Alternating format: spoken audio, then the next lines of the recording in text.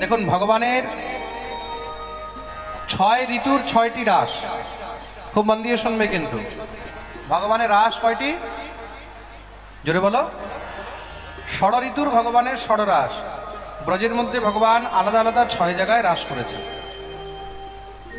বসন্ত রাস আলাদা, শরৎ রাস আলাদা, হেমন্ত রাস আলাদা, ভগবানের প্রত্যেকটি রাসস্থলীও আলাদা আলাদা। প্রিন্স বলো, ভগবান সমস্ত সব ব্রজবাসীদের মনের ইচ্ছা পূর্ণ করে চলছেন, কিন্তু গোপীদেরও তো মনের ইচ্ছা পূর্ণ করতে হবে। ভগবান তাদেরকে কথা দিয়েছেন। দেখতে দেখতে সেই সময় এসে গেছে, শরৎ পূর্ণিমার সময়। ভগবান গোচারণ করে এসে স্নান ইত্যাদি ক্রিয়া থেকে নিবৃত্ত হয়েছেন। যমুনার তটে ভগবান ঘুরতে ঘুরতে এক বটবৃক্ষের নিচে সেখানে অবস্থিত হলেন। সেই বটবৃক্ষের নিচে ভগবান দাঁড়িয়ে দাঁড়িয়ে চারিদিকে সমস্ত সব বনপুষ্প বনকুসুম দর্শন করছেন। হঠাৎ ভগবানকে গোপীদের কথা মনে পড়ল, মানে তাদেরকে কথা দিয়েছিলেন। ভগবান কি করলেন? গোপীদের ইচ্ছা পূর্ণের জন্য সংকল্প মাত্রে ভগবতী যোগমায়াকে আবাহন করলেন। এখান থেকে শ্রী সুখদেব প্রভু দিব্য মহারাসের কথা আরম্ভ করেছেন। ভগবান পিতা রাত্রি শরদোৎফুল্ল মল্লিকা দীক্ষরন্তম মনশ্চক্রে যোগমায়ামুপাশ্রিতা। ভগবতী যোগমায়াকে ভগবান আবাহন করলেন। যোগমায়া এসে ভগবানের সম্মুখে উপস্থিত। প্রভু, আমার জন্য কি আদেশ? ভগবান বললেন, দেবী, আমি এখন নিজের এই কৃষ্ণ অবতারের সর্বোৎকৃষ্ট লীলা করতে যাচ্ছি। যতক্ষণ পর্যন্ত আমি না চাইব ততক্ষণ যেন এই রাত্রি শেষ না হয়, রাত্রির বিস্তার করে। ভগবতী যোগমায়া ভগবত আদেশে রাত্রির বিস্তার আরম্ভ করলেন। যখনই রাত্রির বিস্তার আরম্ভ করেছেন, সঙ্গে সঙ্গে সূর্য অস্ত হয়ে গেলেন আর চন্দ্র উদিত হয়ে গেছেন। তদোডুরাজ ককুবহ করের মুখম প্রাচ্যা বিলিম্পন অরুণেন সন্তময়ী সচর্ষণীনামুদগাৎ শুচো মৃজন প্রিয় প্রিয়ায়া এব দীর্ঘদর্শন। ভগবান দিব্য মহারাজ সমস্ত সব গোপীদেরকে আবাহন করছেন। কি দিয়ে? বলে ভগবানের কাছে খুব সুন্দর একটি নিমন্ত্রণ কার্ড রয়েছে, তার নাম হলো বাঁশি। ভগবান নিজের বংশীর ধ্বনি আরম্ভ করলেন।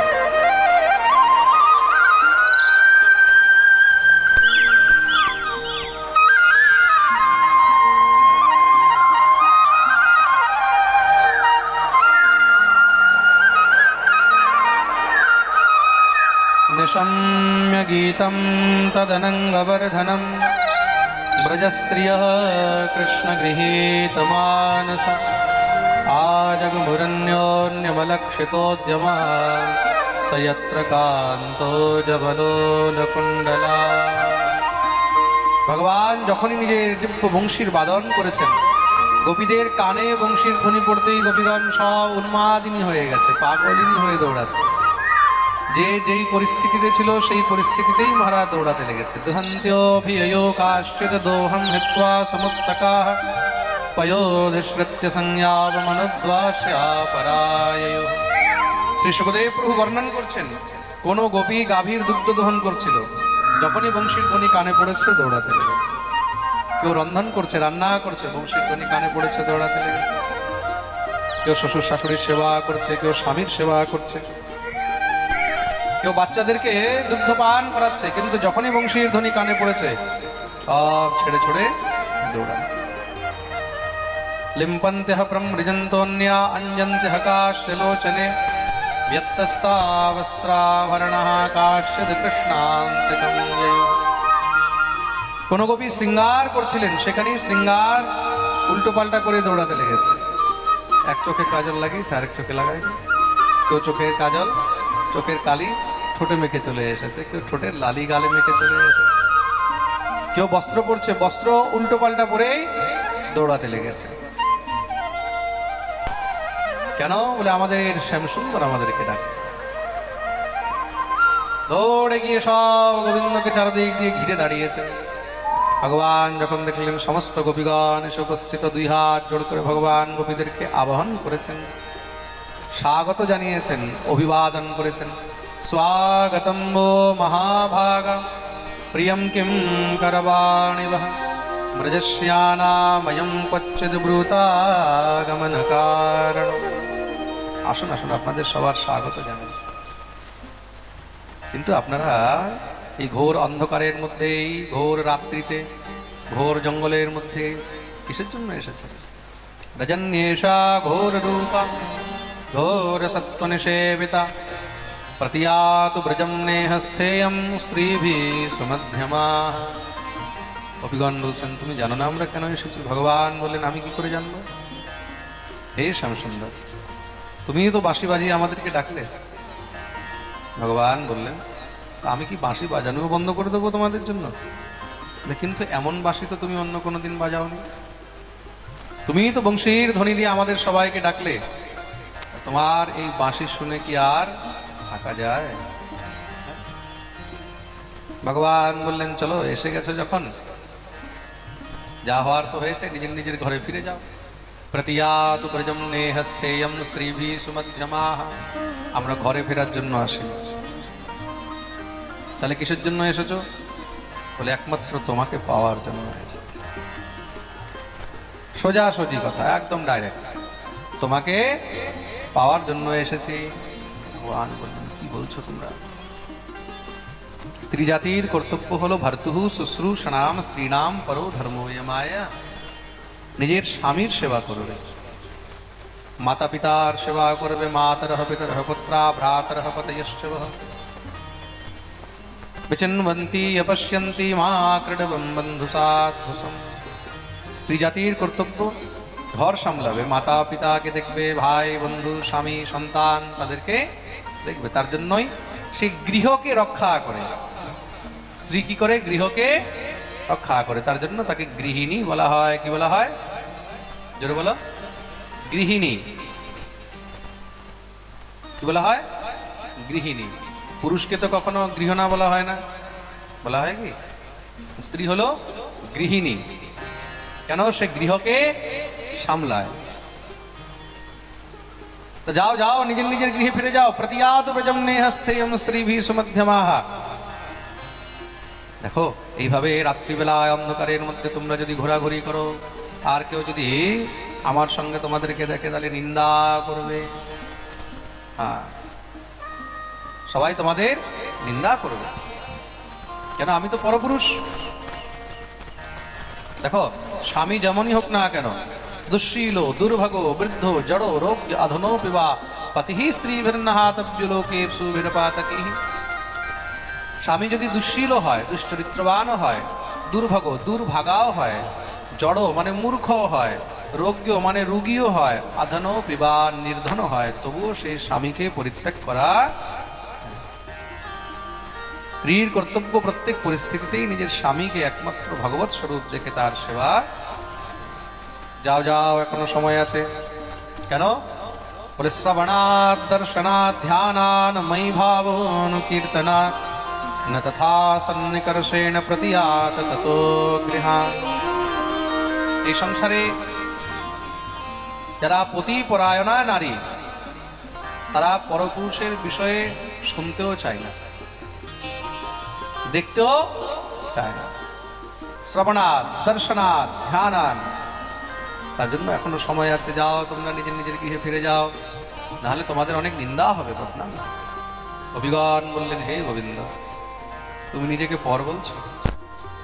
মৈবং বিভোর হতি ভবান গদিতুম নৃশংস সন্তজ্য সর্ব বিষয়াস্তব পাদমূলম ভক্তা ভজস্ব দুরবগ্রহমাত্যজাস্মাৎ দেব যথাদি পুরুষো ভজতে মুমুক্ষু। তুমি নিজেকে পরপুরুষ বলছো? এই সংসারের মধ্যে তুমি তো হলে পরম পুরুষ। পরপুরুষ অন্য জিনিস, আর পরম পুরুষ অন্য জিনিস। ভগবান হলেন পরম পুরুষ। আর তুমি কি নিজেকে আমাদের থেকে আলাদা মনে করছো? কাকে বোঝাচ্ছ? তুমি আমাদের থেকে আলাদা নও, তুমি তো আমাদের অন্তরে রয়েছে। এই জীবাত্মা আর পরমাত্মার মধ্যে কোনো ভেদ নেই। আর তোমাকে পেতে গিয়ে যদি বদনামিও হয়, আমরা সেই বদনামিও সহ্য করতে রাজি আছি। কেউ বেশি থেকে বেশি কি বলবে, বলে গোবিন্দের জন্য পাগল, এই নন্দনন্দনের জন্য পাগল, কৃষ্ণের জন্য। মীরাকে সবাই পাগল বলতো, বলতো কি না? হ্যাঁ, মীরার কি ফরক পড়েছে, বলতো না? মীরা শ্যাম দিবানী, মীরা কৃষ্ণ দিবানী, মীরা প্রেম দিবানী, মীরা কৃষ্ণ দিবানী, বলতো কি না? মীরা শ্যাম দিবানী, মীরা কৃষ্ণ দিবানী। মীরার কি ফরক পড়লো? বলে হ্যাঁ ফরক তো পড়েছে। কিসের? বলে মীরা অমর হয়ে গেছে। কিসে? কৃষ্ণ প্রেম। তোমার নামে যদি বদনামি হয়, আমরা সেটাও সহ্য করতে রাজি আছি। ভগবান গোপীদের পরীক্ষা নিচ্ছিলেন, গোপীরা পরীক্ষা একদম first class, first division pass. প্রেম সে বলো। দেখো, ভগবান এই রাসের কৃপা তার উপরেই করবেন যার অন্তরে কোনো প্রকারের কোনো খুঁত নেই, কোনো সংশয় নেই। ভগবানকে নিয়ে যদি মনের মধ্যে কোনো সংশয় থাকে, তখন ভগবত কৃপা লাভ হয় না। ঈশ্বরকে নিয়ে মনের মধ্যে কোনো সংশয় রাখতে নেই।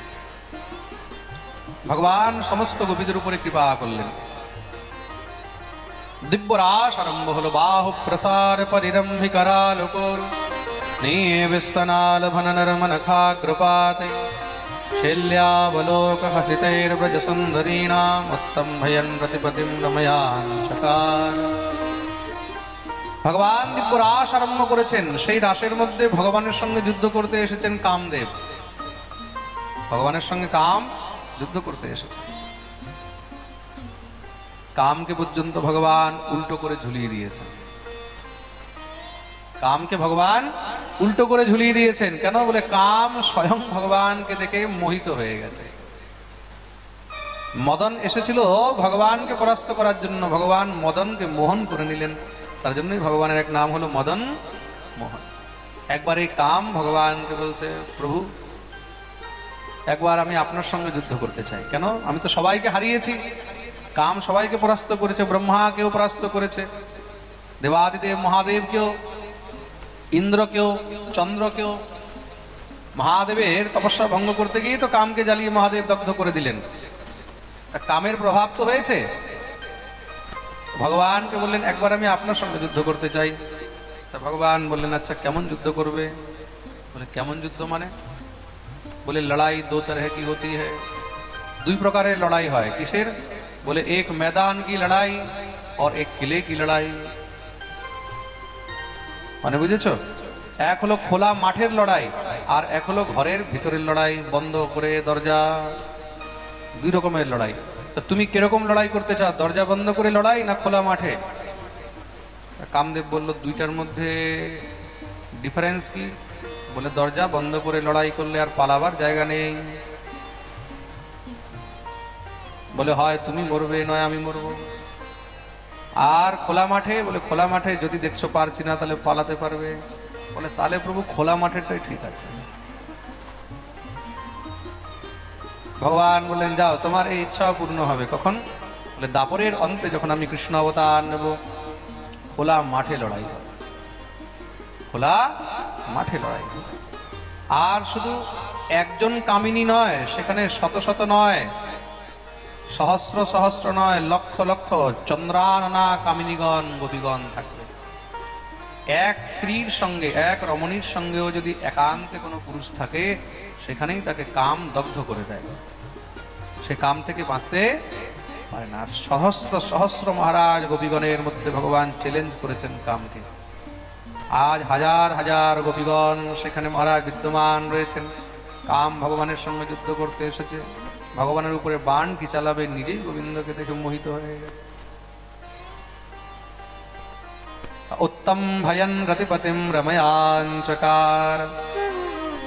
আহা, স্বয়ং রতিপতি মানে কাম ভগবানকে দেখে মোহিত হয়ে গেছেন। এসেছিল একদম খোলা মাঠের লড়াই করতে। ভগবান কি করেছেন? সঙ্গে সঙ্গে ধরে উল্টো করে গাছের মধ্যে ঝুলিয়ে দিয়েছে। প্রেম সে বলো। ভগবানকে তার জন্যই কি বলা হয়? যোগীরাজ, যোগেশ্বর। কি বলা হয়? যোগেশ্বর, অনন্ত অনন্ত মহারাজ গোপীদের মধ্যে, অনন্ত অনন্ত ব্রজসুন্দরীদের মধ্যে।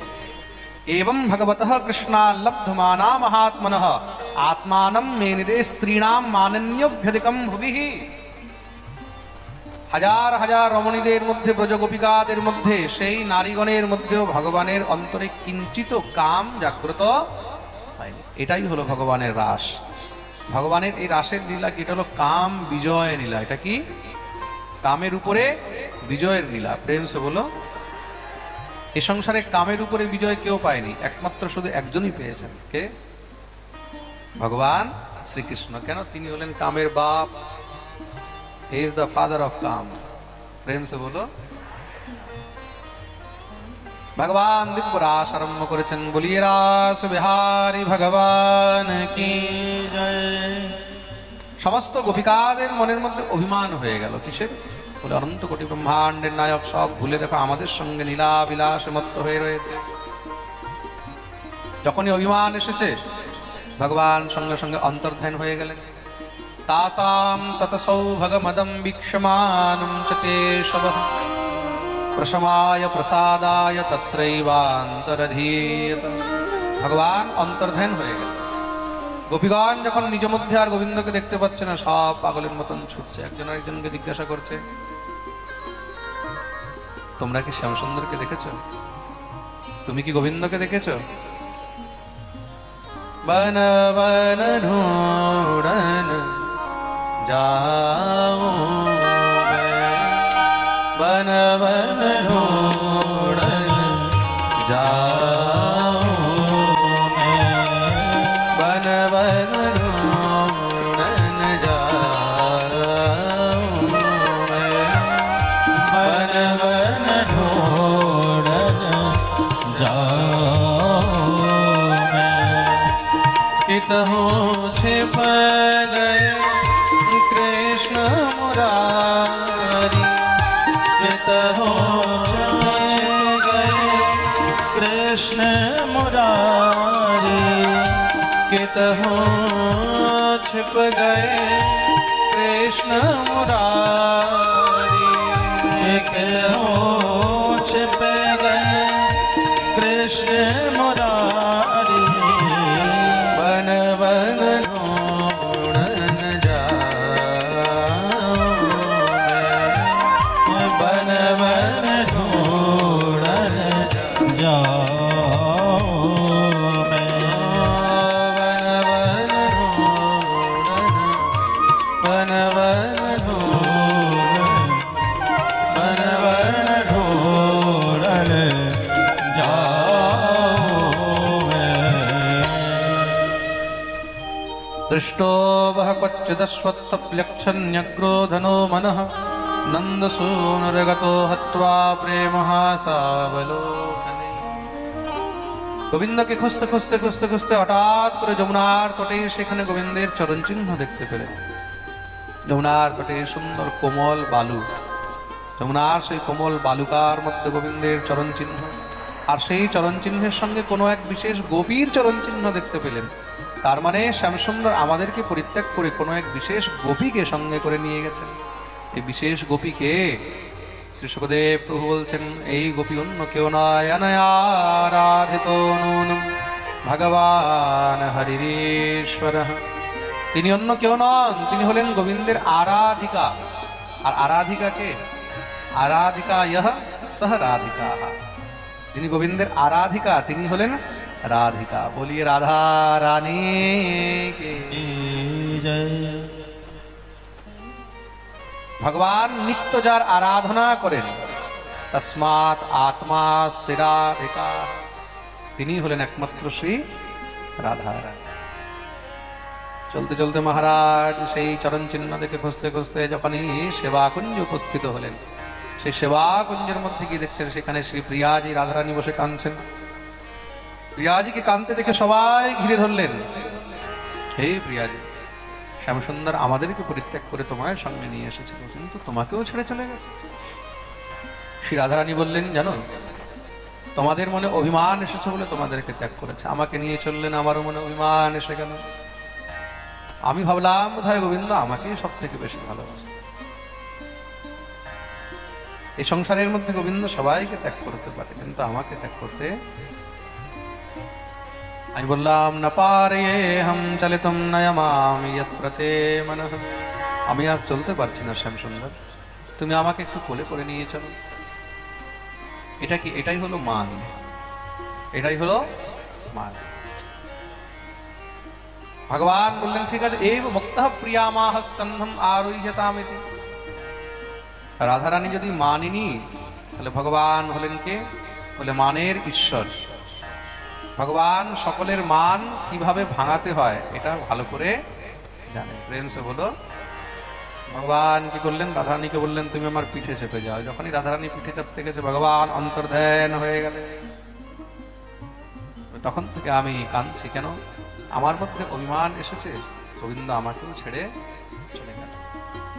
হানাথ রমণ প্রেষ্ঠ ক্বাসি ক্বাসি মহাভুজ দাস্যাস্তে কৃপণায়ামে সখে দর্শয় সন্নিধি।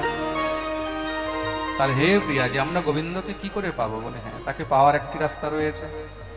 যেখানে যেখানে তার গুণগান হয়, যেখানে যেখানে তার কীর্তন হয়, সে সেখানে দৌড়ে আসে। তাহলে বলে আমরা সবাই মিলে তার গুণগান করি। যমুনার তটে সেই যমুনা পুলিনে বসে সমস্ত গোপীগণ দিব্য গোবিন্দের গুণগান আরম্ভ করলেন। এটাকে গোপী গীত বলা হয়েছে। কি বলা হয়েছে? জয়তি তেধিকম জন্মনা ব্রজ শ্রয়ত ইন্দিরা শাশ্বতত্রী দয়িত দেশতা দীক্ষিতাবতা स्वयेधृता सव स्वाम्य चिन्वते शरदुदाशये साधुजातसा सरसिजोदन श्रीमुषादृशा सुरतनाथ ते अशुल्कदाशिका वरदने धतो नेह किं बदा तव कथामृतं तप्तजीवनम्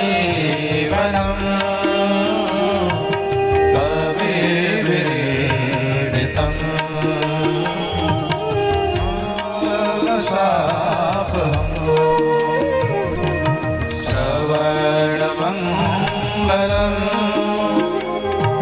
श्रीमदाततं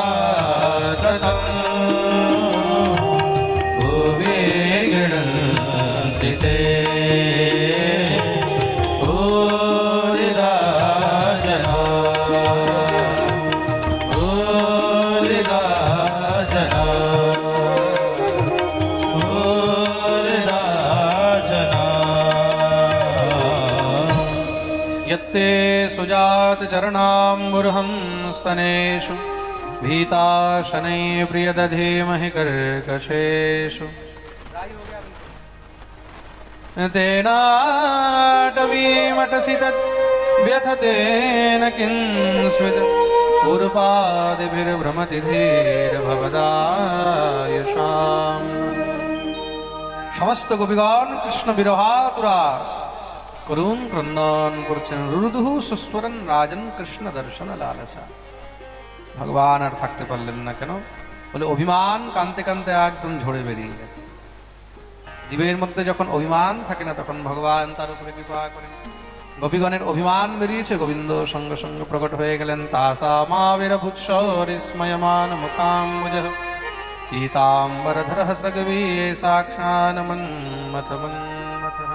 দেখুন ভগবান নিজ ভক্তদেরকে পরীক্ষা নেওয়ার জন্য অনেক কষ্ট তো দেন, কিন্তু যখন জীব গোবিন্দের চরণ ছাড়ে না তখন ভগবান আর তাকে বেশি কষ্ট দেন।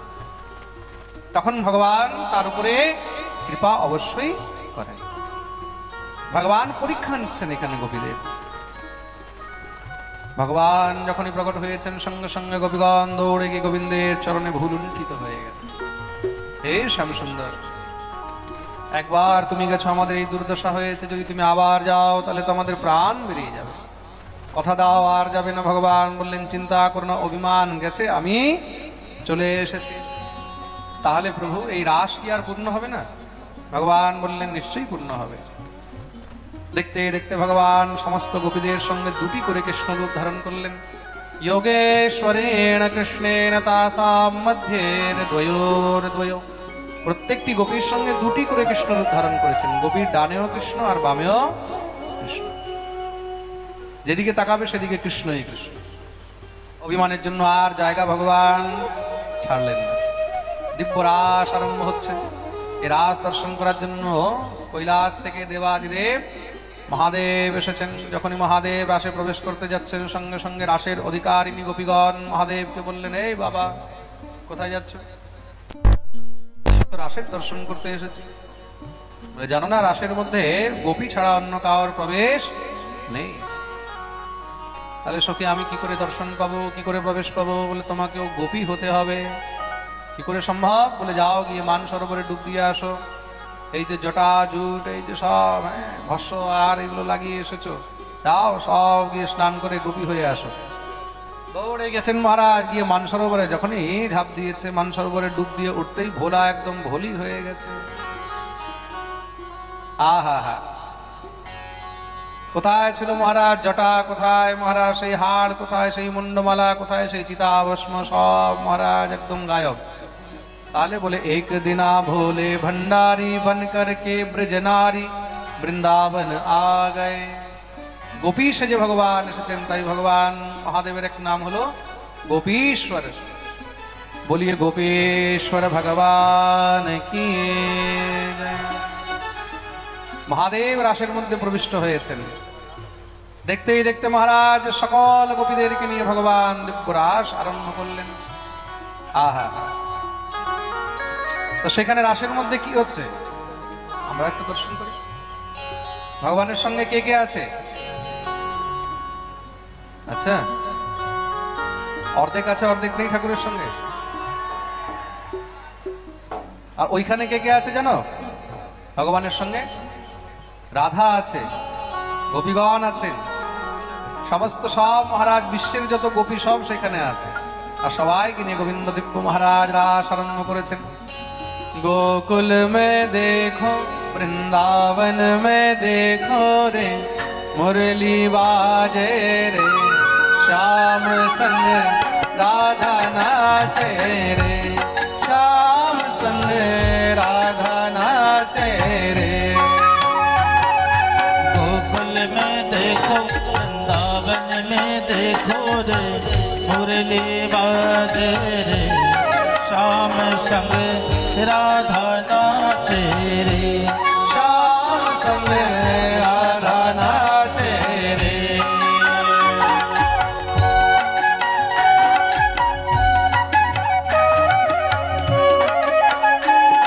तो हाथ ऊपर करे हरि बोल।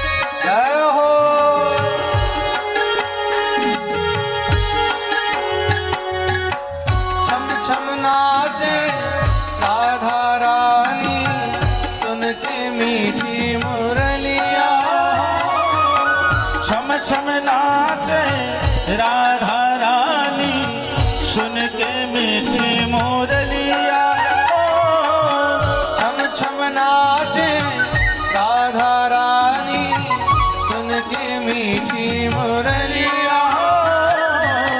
छम छम नाचे राधा रानी सुन के मीठी मुरलिया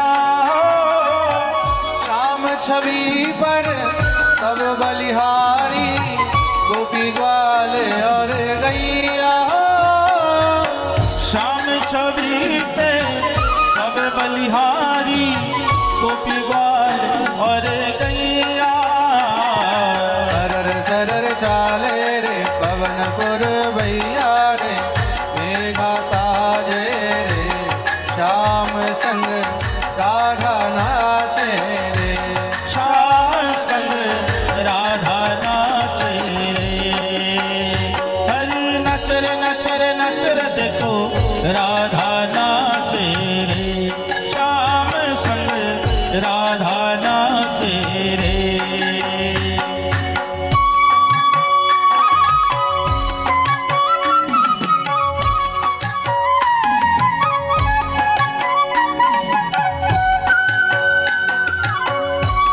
हरि वो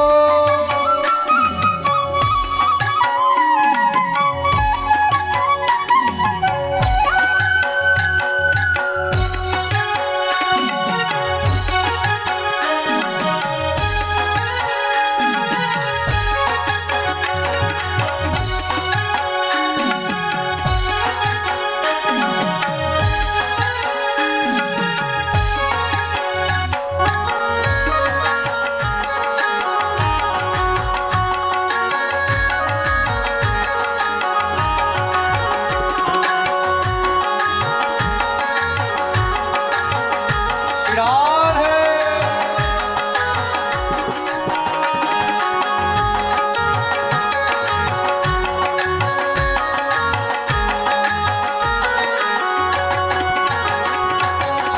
बंशी बट पर यमुना तट पर कान्हा रास रचाए हो बंसी बट पर यमुना तट पर कान्हा रास रचाए हो बंशी बट पर यमुना तट पर कान्हा रास रचाए हो बंसी बट पर यमुना तट पर कान्हा रास रचाए हो गोपी बनकर शंकर आए गोपेश्वर कहलाए हो गोपी बनकर शंकर आए गोपेश्वर कहलाए डम डम डम डमरू बाज कान्हा की मूर्ति पर सब जग नाचे रे श्याम संग राधा नाचे रे श्याम संग राधा नाचे रे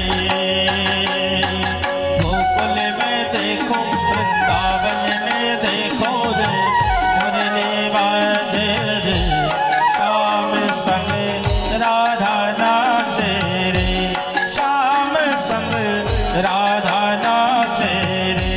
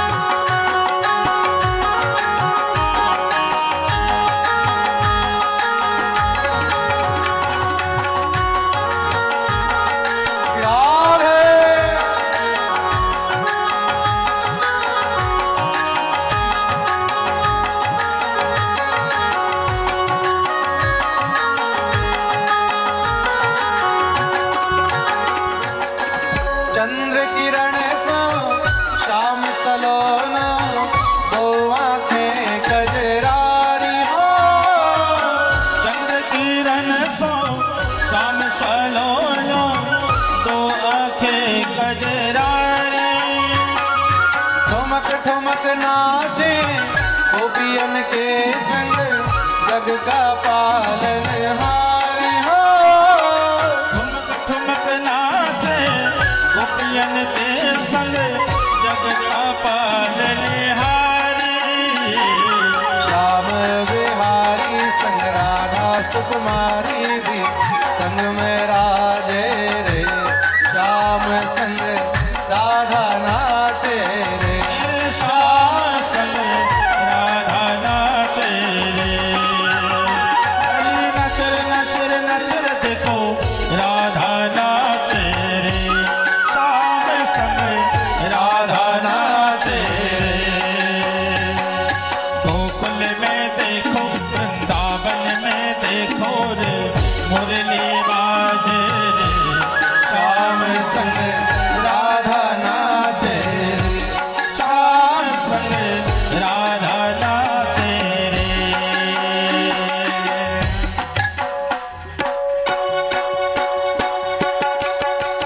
रास रचो है यमुना किनारे हरि दास रचो है। रास रचो है यमुना किनारे कान्हा रास रचो है। रास रचो है यमुना किनारे कान्हा रास रचो है। रास रचो है रास रचो है रास रचो है रास रचो है यमुना किनारे कान्हा रास रचो है। रास रचो है रास रचो है यमुना किनारे कान्हा रास रचो है। रास रचो है यमुना किनारे कान्हा रास रचो है। रास रचो है यमुना किनारे कान्हा रास रचो है। राधा नाचे कृष्ण नाचे नाचे गोपीजन। राधा नाचे कृष्ण नाचे नाचे गोपीजन। मंदिर बंद सवेरे पावन वृंदावन। मंदिर बंद सवेरे पावन वृंदावन। रास रचो है यमुना किनारे कान्हा रास रचो है। रास रचो है यमुना किनारे कान्हा रास रचो है।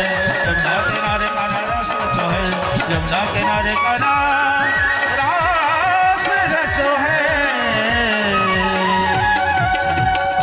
बोलिए रास बिहारी भगवान की। সবাই নিজের নিজের জায়গায় বসে যাবেন। সবাই একটু এগিয়ে বসবেন, একটু সামনের দিকে চেপে বসবেন। পিছনে আজকে অনেক ভক্ত দাঁড়িয়ে আছে, তাদের জন্য জায়গা হচ্ছে না। আপনারা সবাই একটু সামনের দিকে এগিয়ে এগিয়ে বসবেন।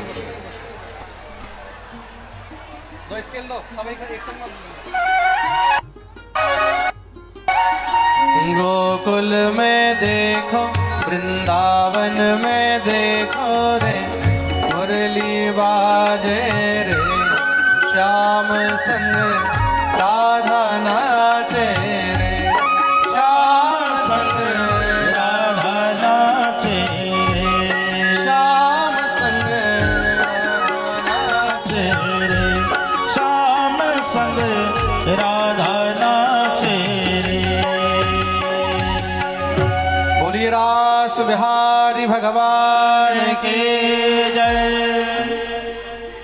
विक्रीडतं व्रजवधूभिरिदं च विष्णो श्रद्धान्वितो न शृणुयादथ वर्णयेद् यः भक्तिं परां भगवती प्रतिलभ्य काम हृदरोगमाश्वपहिनोत्यचिरेण धीरः। শ্রী সুখদেব প্রভু এই প্রকার দিব্য রাসের বর্ণন শ্রবণ করালেন। বলছেন যেই জীব এই রাসের কথা নিত্য শ্রবণ করে বা নিত্য পাঠ করে তার হৃদয়ের সমস্ত রোগ, হৃদয়ের সমস্ত শোক ভগবান নাশ করে দেন। প্রেম সে বলো, আরে বলো না, আরো জোরে, আরো জোরে। সবাই পিছনে ধনো হাত করে করে জয় জয় শ্রী রাধে। এই প্রকার শ্রী সুখদেব প্রভু রাসের বর্ণন শ্রবণ করিয়েছেন। তৎপশ্চাৎ ভগবান শঙ্খচূড় নামক এক দৈত্যের উদ্ধার করলেন।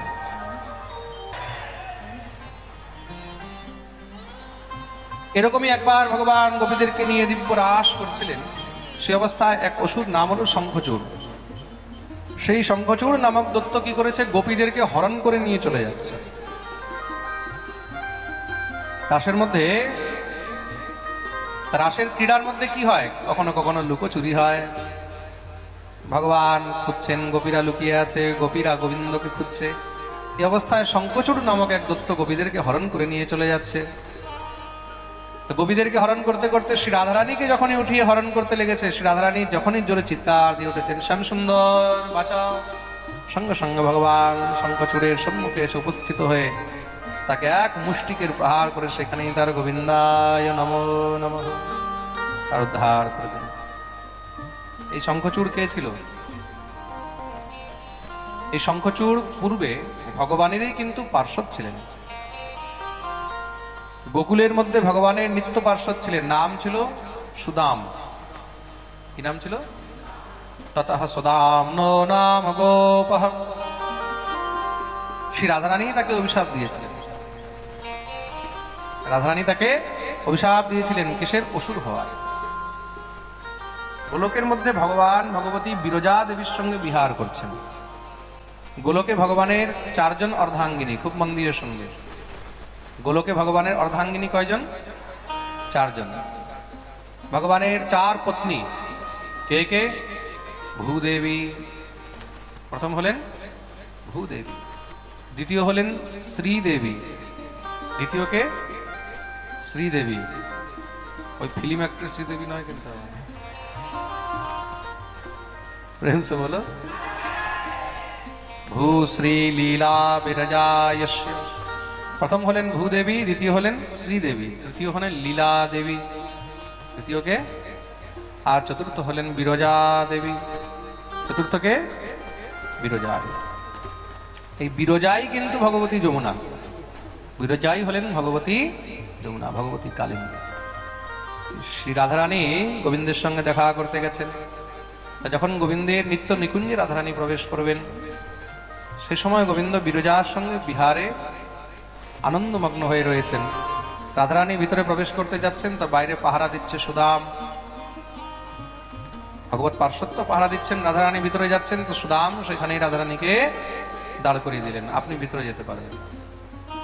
রাধারানী বললেন কেন? প্রভুর আদেশ, এখন কেউ ভিতরে যেতে পারবে না। রাধারানী বললেন প্রভুর আদেশ সবার জন্য, রাধারানীর জন্য না। রাধার জন্য কোনো আদেশ নেই, রাধার জন্য কোথাও বাধা নেই। রাধা রাধা कहते ही सब বাধা মিটে যায়। যে রাধার নাম নিয়ে জগতের সব বাধা মিটে যায়, রাধাকে তুমি বাধা দিচ্ছ? মূর্খ কোথাকার, সরো সামনের থেকে। বলে আমার বাপ আমাকে আদেশ দিয়েছে। তুমি মা হতে পারো, কিন্তু আমার বাপ আমাকে আদেশ দিয়েছে, আমি তো তোমাকে যেতে দেব না। রাধারানী ক্রুদ্ধ হয়ে গেলেন, গোবিন্দের সঙ্গে আমি দেখা করতে পারবো না? তুই অসুরের মতন আমার সঙ্গে ব্যবহার করছিস, যা তুই অসুর হয়ে যাবে। অভিশাপ দিয়ে দিলেন সুদাম। সুদামা তো ঝরঝর করে কাঁদছে। সুদাম, সুদামা আলাদা আর সুদাম আলাদা, খুব মন দিয়ে শুনবে। সুদাম ঝরঝর করে কাঁদছে, এমন রাগ উঠেছে সুদামের। সঙ্গে সঙ্গে ক্রোধে দগ্ধ হয়ে সুদামও শ্রী রাধারানীকে অভিশাপ দিয়ে দিলেন, আপনি এত স্বার্থী, আপনি নিজের সুখের জন্য আমাকে অসুর দিলেন, ভগবত সেবা থেকে বঞ্চিত করলেন আমাকে। আমি অসুর হব, ভূমণ্ডলে গিয়ে জন্মগ্রহণ করব? অসুর হবে, ভূমণ্ডলে গিয়ে জন্মগ্রহণ করবে। আমিও আপনাকে অভিশাপ দিচ্ছি, আপনিও কৃষ্ণ বিয়োগে 100 বৎসর পর্যন্ত কাঁদবেন। আপনি আমাকে ঠাকুরের সেবা থেকে বঞ্চিত করেছেন, আপনিও গোবিন্দর থেকে বঞ্চিত থাকবেন, বিয়োগী থাকবেন। রাধারানী তো শুনেই মূর্ছিত হয়ে গেছে কাঁদতে কাঁদতে।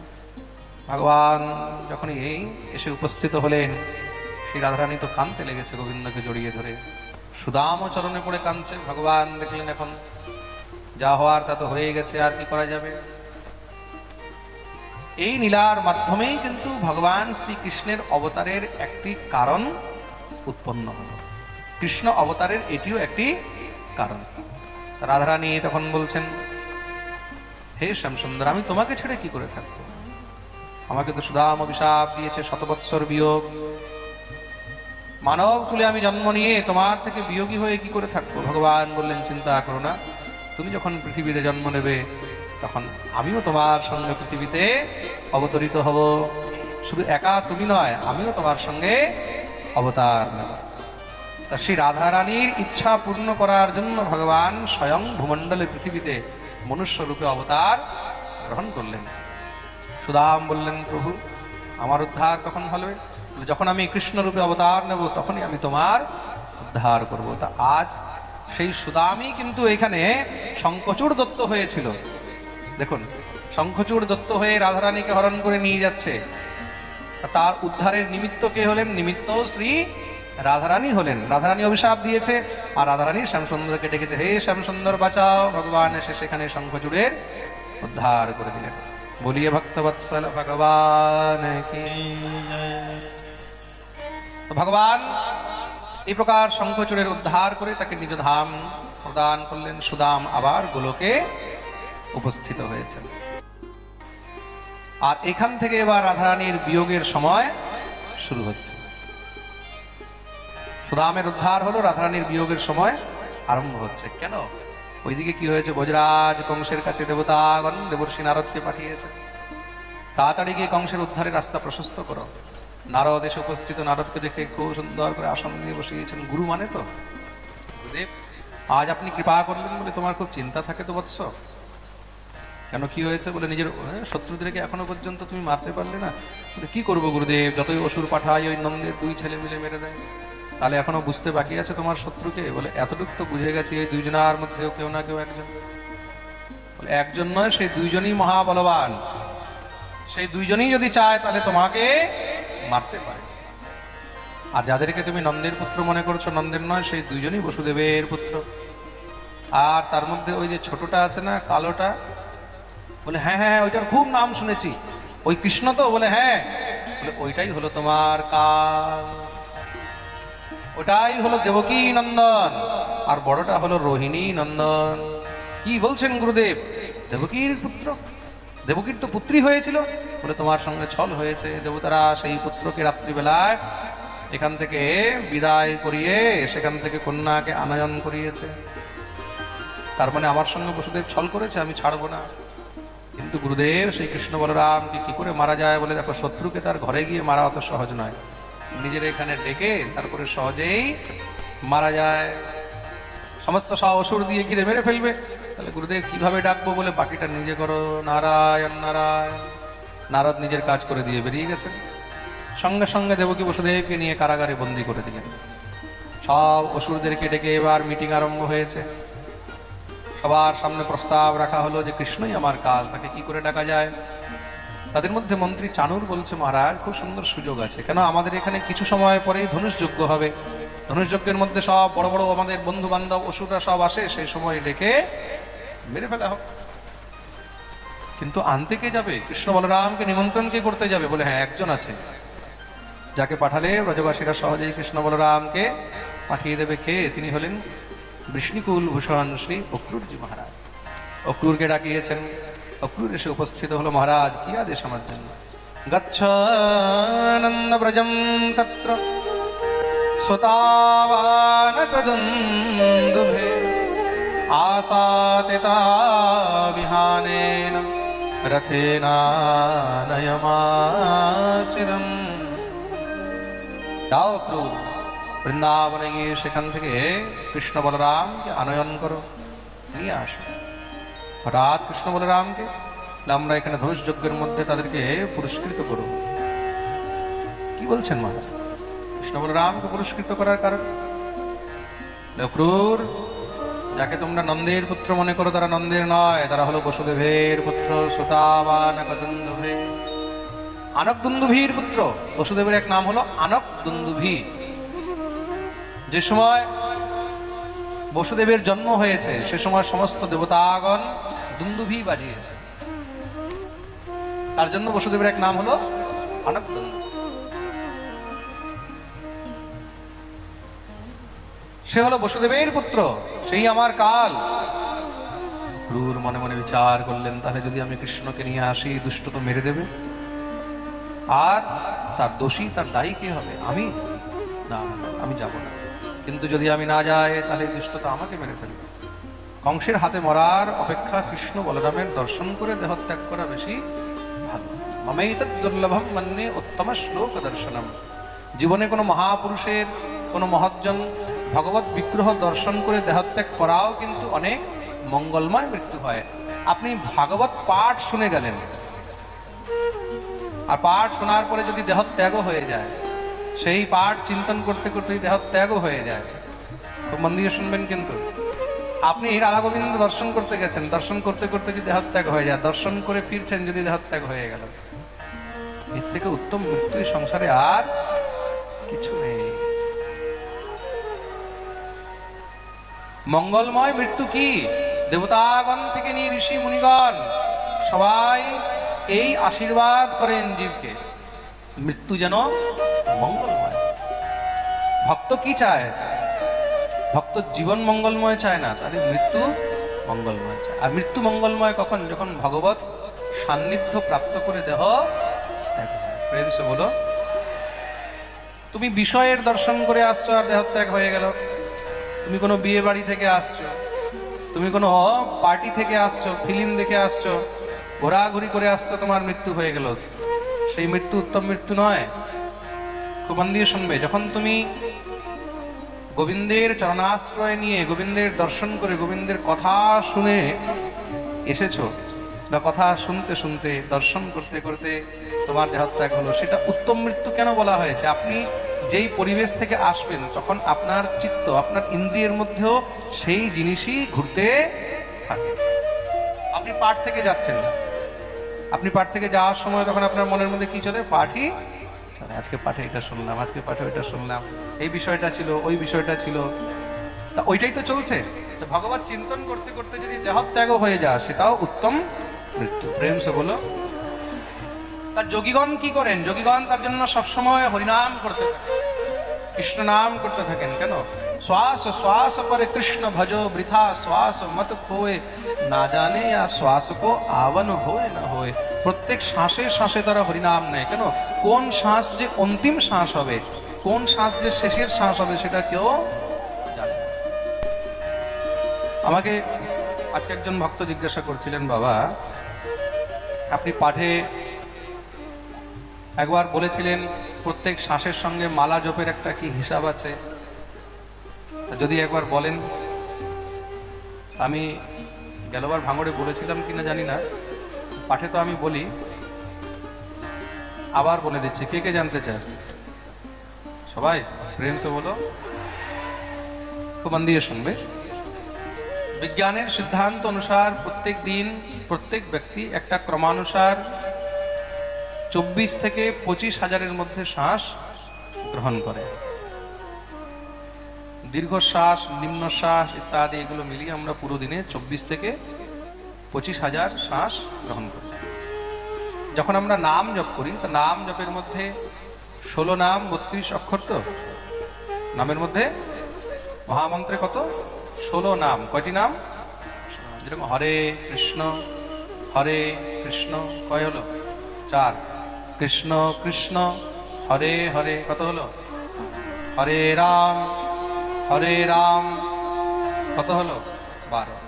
রাম রাম হরে হরে কত হলো? 16। এক একটি নাম আলাদা আলাদা, কিন্তু হরে একটি নাম, কৃষ্ণ একটি নাম, এইভাবে 16 নাম। 16 নামে অক্ষর কয়টি? 32টি। এই 16 নাম যখন আমরা 108 বার করে জপ করি, 108 করতে করতে যখন 16 মালা হয়, তা 108 ইন্টু 16, আর তার যখন আপনি গুণিত মানে ইন্টু 16 করবেন, তখন 25 হাজারের ঘরে চলে যাবে। তার মানে কি? প্রত্যেক শ্বাসের সঙ্গে এক একটি করে নাম যুক্ত হয়ে যায়। তার জন্য 16 মালা প্রত্যেক বৈষ্ণবকে নিত্য করতে বলা। প্রেম সে বলো। 16 মালা নিত্য কেন করতে বলা হয় বুঝতে পেরেছ? হ্যাঁ, কেন করতে বলা হয়? কেন কি? প্রত্যেক শ্বাসের সঙ্গে যেন একবার করে নাম যুক্ত হয়ে যায়। তাহলে কি আমরা দিনের বেলায় যতটা শ্বাস নিচ্ছি, এই শ্বাস কার কৃপায় নিচ্ছি? তারই কৃপায় তো নিচ্ছি। সে যদি বন্ধ করে দেয়, বলে কানেকশন কাটো, আর নিতে পারবে? ততক্ষণ পর্যন্তই পাচ্ছ যতক্ষণ পর্যন্ত সে কানেকশন দিয়ে রেখেছে। কানেকশন ডিসকানেক্ট করলেই সব একদম শেষ। তার জন্য তার ঋণটা কি করে শোধ করব? যত শ্বাস তার কাছ থেকে পাচ্ছি, প্রত্যেক শ্বাসে একবার করে তার নাম তো নিই। তার জন্য নিত্য 16 মালা প্রত্যেক বৈষ্ণবকে অবশ্যই জপ করা উচিত। বুঝতে পেরেছো 16 মালা কেন জপ করা উচিত? আর তার উপরে এবার আপনি যত জপ করতে পারেন, 32 মালা করুন, তাহলে 50,000 নাম হয়ে যাবে, ইনকাম হয়ে গেল 50,000। বলে মহারাজ এটা কোন অ্যাকাউন্টে থাকবে? বলে এটা আমাদের ওখানে অ্যাকাউন্টে থাকবে। ফ্রেন্ডস বলো, বলে তাহলে মহারাজজি আমরা তো কোটি কোটি অ্যাকাউন্টে জমা করতে পারি। বলে এইটাই তো যাবে সঙ্গে, আর যাবেই কি? তুমি যা এখানে জমিয়েছো, এই লাল গোলাপি নোট এগুলো ওইখানে যাবে না, এই কারেন্সি ওইখানে কাজ করে না। ওইখানে একটি কারেন্সি কাজ করে, কি বলে? নাম রূপী কারেন্সি। এই নাম রূপী সম্পত্তি যত পারবে তত জমিয়ে নাও। ভগবতী মীরাবাই বলছেন না, খরচ ন হবে চোর ন লুটে, দিন দিন बढ़त समाय पायो जी मैंने রাম রতন ধন পায়। এই সম্পত্তি কখনো শেষ হয় না, দিন দিন শুধু বাড়তেই থাকে। ব্যালেন্স জমা করতে থাকো। কেউ যদি বলে মহারাজ আমরা 1 লক্ষ নাম করতে পারি, 1 লক্ষ মানে 2 লক্ষ করো। নামাচার্য শ্রী হরিদাস ঠাকুর নিত্য 3 লক্ষ নাম করতেন। কত নাম করতেন? হরিদাস আবার 2 জন হয়েছেন, ছোট হরিদাস, বড় হরিদাস। তার মধ্যে যিনি আমাদের নামাচার্য শ্রী হরিদাস ঠাকুর, বড় হরিদাস, খুব মন দিয়ে শুনবেন কিন্তু, তাকে অনেকে জবন হরিদাসও বলতেন। শ্রী হরিদাস ঠাকুর নিত্য 3 লক্ষ নাম। যখন শ্রী হরিদাস ঠাকুর দেহত্যাগ করলেন, মহাপ্রভু সেই হরিদাসের দেহকে কোলে নিয়ে নৃত্য করছে, আর ঝরঝর করে কাঁদছে। কেন? বলে হরিদাস চলে গেল, বেঁচে থাকা ভাত, দিনে রাতে নাম শোনাতো 3 লক্ষ বার। এমন নাম আমাকে কেউ শোনায়নি যত হরিদাস। ভগবানকে নিজের থেকে নিজের নাম বেশি প্রেম সে বলো। তার জন্য যত পারবে তত হরিনাম করো। 16 মালা না হয় 32 মালা করো, 64 মালা করো, যত পারবে তত, কিন্তু মিনিমাম টার্গেট রাখতে হবে কত? 16 মালা। প্রেম সে বলো, বলো না আরো জোরে, সবাই একদম হাত উপরে। জয়